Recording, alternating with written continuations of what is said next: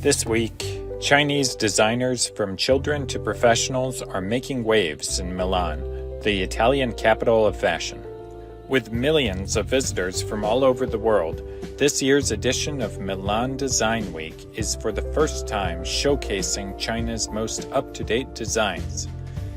The first edition of the China and Design exhibition is underway in the street of Palo Sarpi, the site of one of Europe's biggest Chinatowns.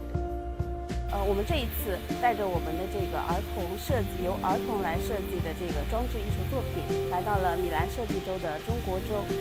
这也是一个非常好的这样一个平台。我们希望把儿童的设计、关于设计的想法和理念以及他的作品，能在米兰这样一个比较时尚的都市，我们也希望更多的这个中国的孩子。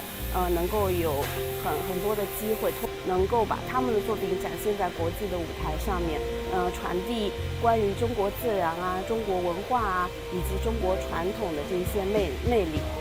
Sono venuta qui perché mi interessa molto la cultura cinese, tutte le culture in generale, perché trovo che lo scambio di culture sia fondamentale per conoscerci. Piacciono le cose che vedo, sono molto colorate e poi magari speriamo, dopo aver visto tutte queste belle cose cinesi, questi allestimenti sui tavoli, di andare a fare un viaggetto in Cina, non mi dispiacerebbe. Io spero che anche l'anno prossimo il Salone vi riservi ancora dello spazio.